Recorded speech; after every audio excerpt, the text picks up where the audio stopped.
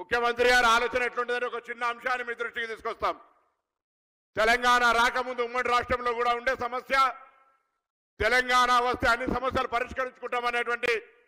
పరిస్థితుల్లో ప్రాంతీయ పార్టీగా అధికారంలోకి వచ్చిన పార్టీ హైదరాబాద్ లో ఉన్నటువంటి కనీసం రాజ్భవన్ దగ్గర లేదా ఆర్టీఓ కార్యాలయం దగ్గర అటువంటి విధంగా ఉన్నటువంటి 141 వాటర్ లాగింగ్ సెంటర్స్ ను గుర్తించి వర్షం వస్తే బండ్లు జామ్ కావాల్సిందే తప్ప ఎన్నడూ వాటి పరిష్కారానికి ఆలోచన చేయనటువంటి పరిస్థితులలో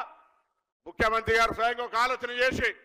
అటువంటి హైదరాబాద్ జిహెచ్ఎంసీ పరిధిలో ఉన్నటువంటి 141 లాగింగ్ కేంద్రాలను అండర్ గ్రౌండ్ లోపల వాటర్ ను తీసుకొని వెళ్ళి ఆనాడు రోడ్ల మీదకి వర్షం వస్తే నీటి నిల్వలు రాకుండా తాత్కాలికంగా సంపులన్నీ కట్టి వాటిని అవసరమైతే తిరిగి డ్రైనేజీకి పంపే విధంగా ఏర్పాటు చేసినటువంటి ఒక ఆలోచనకు సంబంధించి ఏ విధంగా ఆలోచన అంటే స్పార్క్ ఎట్లా వస్తుంది అనేటువంటి మాటకి సందర్భంగా తెలియజేస్తా ఉన్నా. అదేవిధంగా ఈరోజు హైదరాబాద్ సంబంధించి దాదాపు 600 MTD వాటర్ అవి కూడా ఆనాడు కృష్ణా గోదావరి దగ్గర phase 1, phase 2, phase 3 ఏదైనా కూడా కావచ్చు మన ప్రభుత్వాలు తెచ్చినవి తప్ప 10 సంవత్సరాల ఒక నీటి చుక్క కూడా హైదరాబాద్ కు రాలేదు, ఎవరు తెచ్చే ప్రయత్నం చేయలేదనే మాట కూడా ఈ సందర్భంగా మనం చెప్తా ఉన్నాం. దాంతో పాటుగా ఈరోజు STPలకు సంబంధించి కావచ్చు, ఇతరత్ర వాటర్ స్టోరేజ్ సంబంధించినటువంటి ట్యాంక్స్ నిర్మాణం కావచ్చు, అన్ని రకాల కార్యక్రమాలు జరుగుతూ ఉన్నాయి. అదేవిధంగా ఈరోజు మేము కూడా కొంత ప్రజాప్రతినిధుల బృందంగా అధికారులతో కలిసి సిఇఓలకు వెళ్ళిన ముఖ్యమంత్రి గారి ఆలోచన మూసికి సంబంధించిన ఆ ప్రాంత ప్రజల యొక్క జీవిత స్థితిగతులు మెరుగుపరచాలి, వాళ్ళందరినీ అభివృద్ధి బాటలో జనజీవన స్రవంతిలో కలిసి మిగతా ప్రజల్లాగా బతకాలి, మురుగు కంపల్లో ఎందుకు ఉండాలనే ఆలోచనతో ఒక కార్యక్రమం తీసుకుంటే గతంలో మాటలకే పరిమితమై మూసి అభివృద్ధికి కాంగ్రెస్ నుంచి పోయిన శాసనసభ్యులు చైర్మన్ చేసుకొని ప్రకటనలకే పరిమితమైతే ఈరోజు వ్యవస్థలో ప్రత్యక్షంగా అమలు చేసి చూపెట్టాలని ప్రయత్నం చేస్తే అనేకమైన అభ్యంతరాలు పెడతా ఉన్నారు. ఈరోజు వాటర్ ఉన్నటువంటి అది అమెరికాలో కావచ్చు, లేదా లండన్లోనో థేమ్స్ కావచ్చు, లేదా ఇంకెక్కడ ఉన్నా మన పక్కన గుజరాత్లో సబర్మతి కావచ్చు, అనేక జాగల్లా ఆ విధంగా అభివృద్ధి చెందింది. అదే అభివృద్ధి మూసి కూడా చేయాలని తలంపిస్తుంటే అనేక రకమైన అవాంతరాలు వస్తాయి. కానీ నిజంగా కూడా భవిష్యత్తులో ఇలా బాపు ఘాట్ దాకా తీసుకునే కార్యక్రమం, దాని తరుపతి నల్గొండ జిల్లాలో ఉండేటువంటి అక్కడి దాకా తీసుకునే కార్యక్రమం ద్వారా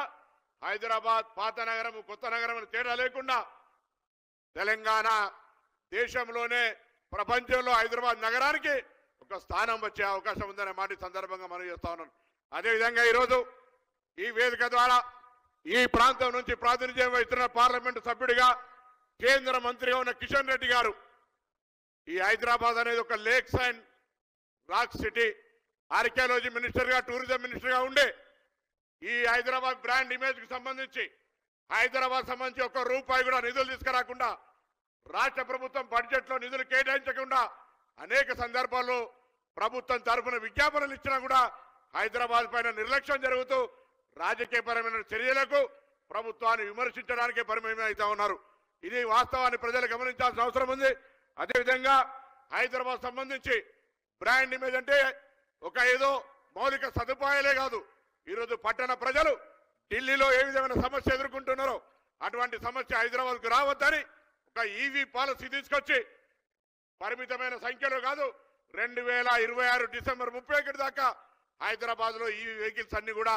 కొనుగోలు చేసే ఫ్రీ ట్యాక్స్, రోడ్ ట్యాక్స్, అదేవిధంగా రిజిస్ట్రేషన్ ట్యాక్స్ తీసేయడం జరిగింది. అంతేకాదు హైదరాబాద్ నగరంలో రవాణా శాఖ తరఫున ఆర్టీసీ తరఫున నడిచే అన్ని బస్సులను కూడా ఈవీ బస్సులుగా అసలు యాక్చువల్గా మ్యానుఫ్యాక్చర్ సప్లై చేస్తే ఇప్పటికే అమలు చేసేది ఉండే, కానీ మ్యానుఫ్యాక్చర్ సిబ్బంది ఉంది కాబట్టి దశల వారీగా హైదరాబాద్ లో ముఖ్యమంత్రి గారి ఆలోచన మేరకు రాష్ట్ర ప్రభుత్వం ఆలోచన మేరకు హైదరాబాద్ కాలుష్య రహితంగా ఇవాళ ఢిల్లీలో పాఠశాలలు బంద్ చేసుకునేటువంటి పరిస్థితి నుంచి మనకు మనమే రక్షించుకోవడానికి పర్యావరణాన్ని రక్షించుకోవడానికి ఈవీ పాలసీ కూడా తీసుకొచ్చి ప్రజలందరితో ప్రశంసించబడుతున్న ప్రభుత్వంగా ఈరోజు అర్బనైజేషన్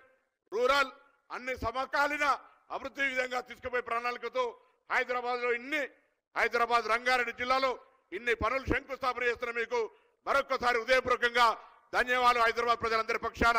దయచేసి అందరూ కూడా ప్రజలు ఈ జరుగుతున్న వాస్తవాన్ని అభివృద్ధి మీ కళ్ళను కనబడుతున్నటువంటి అని క్షేత్రస్థాయిలో చర్చ చేసి ప్రభుత్వం చేస్తున్నటువంటి అంశాన్ని ప్రశంసించే విధంగా ఉండాలని కోరుకుంటూ అందరికీ నమస్కారం చెప్తూ సెలవు తీసుకుంటా ఉన్నాను.